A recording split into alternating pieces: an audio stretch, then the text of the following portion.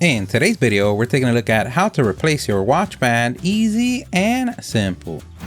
This is so easy, anyone could do everything that we use on the video. We're going to leave a link on the description. Don't forget to like the video and subscribe. That does help us out a lot. Thank you. So you woke up today, got your watch, picked it up, put it on, and said to yourself, it's time for a change. Don't worry, here at the StatUpBox team, we've got your back. 2 blocks away, then a swim, and then finally a helicopter ride, but a back is a back. The first thing that you're gonna need, other than yourself, is a watch. If you don't have a watch and you're watching the video for the comedic purposes, we salute you. And if you wanna resize or adjust your watch strap, you can check out our last video. We're gonna leave a link on the description. And the second most important thing is your watch strap or band, and these can come in different materials like leather, stainless steel, rubber or silicone, nylon, titanium, ceramic, wood, fabric or canvas, or even carbon fiber. And even in between each different materials, you can get different colors. For example, on these leather bands, you can get different buckle colors, or even stitched or non-stitched, and you can even get the color of the stitches a different color. And you can even get different colors for metal bands. So out there in the world, you can find whatever your heart desires. A pro tip, just don't get lost. You know we love you. We believe in you, Grasshopper. In this video, we're going to show different watches and different types of bands, but at the end, the technique will be the same. And now that we have the colors and material types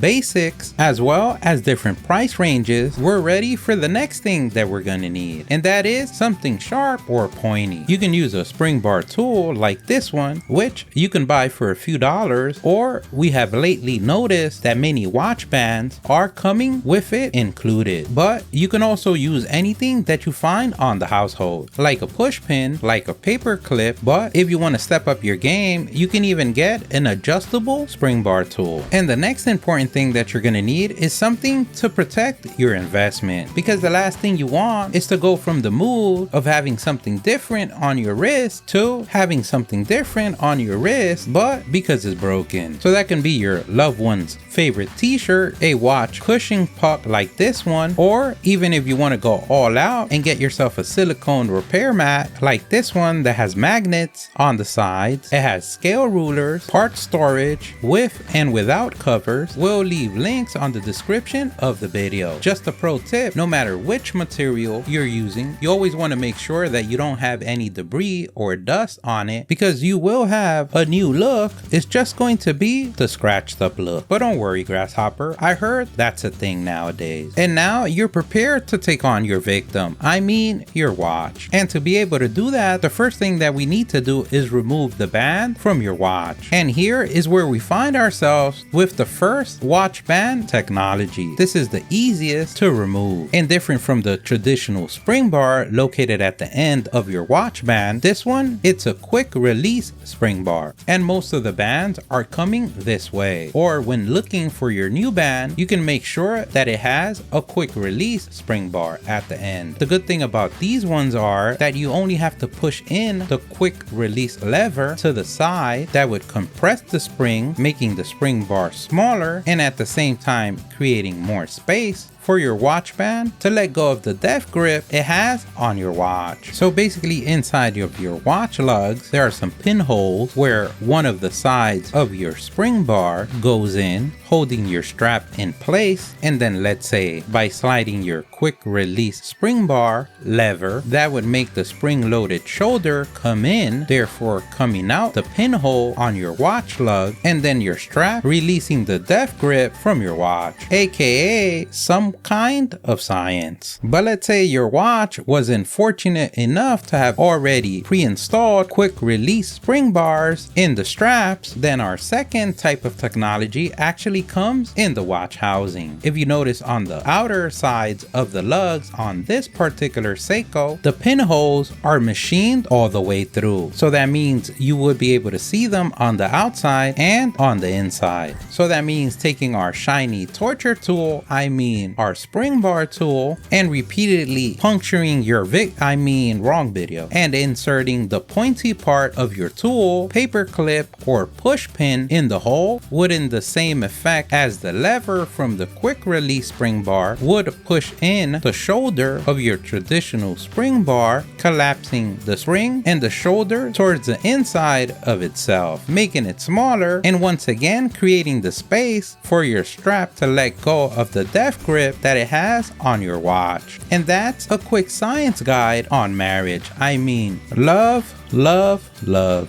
So basically, in this particular case, you would repeat the process on each 4 sides. A pro tip, always have your finger close where the spring bar is going to come out, because the last thing you want is for it to shoot out somewhere where you can't find it, aka new look, broken watch. So if you take a look at this stainless steel watch band, the part that connects to your watch body is 3 parts. We have the end cap, we have the traditional spring, and then we have the connected links that make the band. And then at the very end to the left, we have the clasp. And we want to make sure that we have all 3 parts when we place our watch band back, and in the same order. But let's say in your case, you also don't have the pinholes machined through the lugs and you have a traditional watch band, then we can take a look at this Casio edifice, and the first thing that we want to do is open up the watch band, because let's say this metal band, even though that the watch band is one complete unit, it's made up of 4 parts. We have the clasp, we have 2 bands on each end and 2 end caps. So to make the job a lot easier, we want to open up the band, and we do that by removing the traditional spring bar located on one of the sides of the clasp. And the side that we're going to use is where we see the spring bar and 1 pinhole. We're not going to choose the other side of the clasp where we have the micro adjustments, which usually is the sides with multiple pinholes with 1 spring bar. This is the side where you can micro adjust your watch band to your liking. So we choose the single side because it's easier to remove and faster. Always remember to save your spring bar, because the last thing you want is to throw it on the lost and found DIY screws that are always left over after a project. And now that we have better access to our spring bars, it's going to be a lot easier to work on our watch. If you have a spring bar tool, this is the time when using the claw side of the tool is the best option. We're going to use the same technique like before. We're going to insert our tool in between the lug and the band and compress the spring bar until we make it smaller, then giving a space for the watch band to let go of the death grip. In some cases, by releasing one side, the band can come out, but in some cases you do have to release both sides from the pinhole to be able to remove the band. Always remember to save all the parts. Once the death grip is released, now you have the anatomy of a breakup. I mean, we want to go ahead and do the same procedure to the other side using the same technique. Always remember a pro tip to block the spring from flying anywhere else but the table. And now you've done it. You broke your watch. I mean, no you didn't. Yes you did. We have finally made it to the end of the first part of the video, and that is removing the watch band from your watch. And now we've come to the second part of the video, and this is where we find the size of the watch band that we need. You can either measure this using a ruler, a caliper, or you can take your watch model number and verify on the manufacturer's website, or old school giving them a call or finding your barbecue paper, I mean your owner's manual. But let's say you can't find this information, then we can go ahead and measure the distance inside the watch lug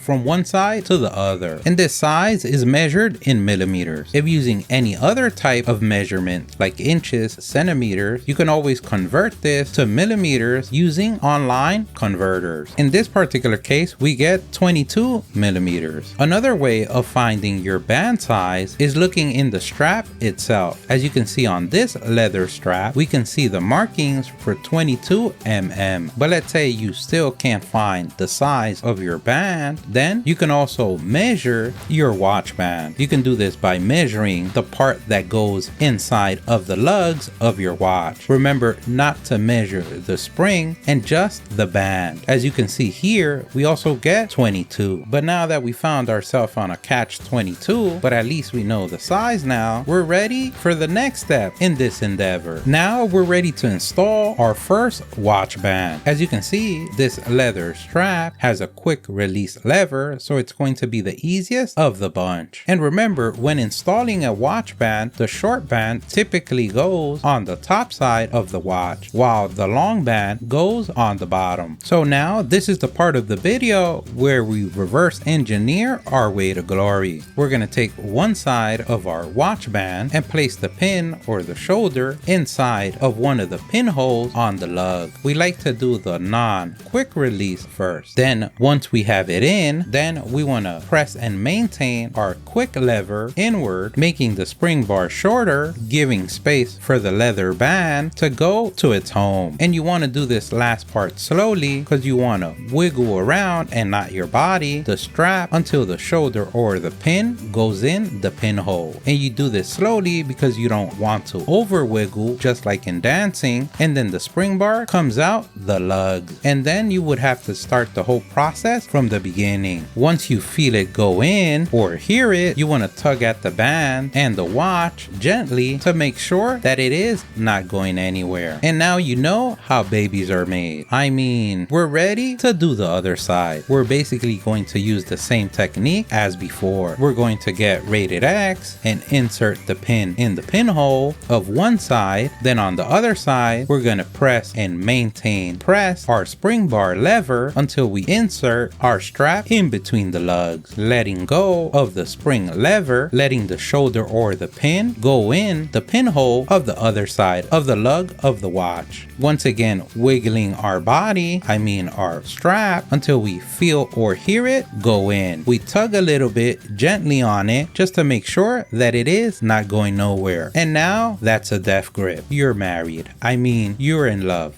Love, love, love. And now you have yourself a new watch for 1/10 of the price. And something else to remember is that this technology, the quick release spring bar, can also be found on metal watch bands. So it's not only used for leather straps, silicone straps, NATO straps, it could be found in many different places. Just don't wander too far, because we love having you right here. And if you were installing a leather strap, then it would end there. But if you're installing a metal strap, then you would have to reverse engineer your way to glory one more time. As you remember, we removed the traditional spring from the clasp, so now we have to officially join them as one. You're basically going to use the same technique as before. We're going to take one side of the spring bar, align it on the pinhole, then with our tool, we're going to push in the spring as we align it on the other pinhole, making the union. And now you're remarried. I mean, you have a whole watch again. But let's say in your case, you don't have a quick release spring bar on your watch band and you have a traditional spring bar, then the technique will be the same. We're going to remember the ancient rule passed down generation to generation of short band at the top, long band at the bottom. We're going to make sure that our bands have the spring inside. Then we're going to take the shoulder of the spring or the pin, insert it in one of the pinholes of one of the sides of the lugs where the pinhole is located at, and once fully inserted, and you know that's when the night gets good and we're clearly talking about the watch, we're ready now to align the other side in the pinhole. If you have a spring bar tool, we want to use the claw side once again, compress our traditional spring bar until it could fit in between the lugs and be inserted on the pinhole. Once it's in, you can wiggle your body, I mean the watch band, gently around so it won't come out again, and once you hear it or feel it in, you can tug on your watch band, making sure that the death grip is in there. And once you do one side, you can go ahead and repeat it for the other side. And now you have 2 kids. I mean, you're a family of watches. But let's say in your case, you have a particular watch, let's say like this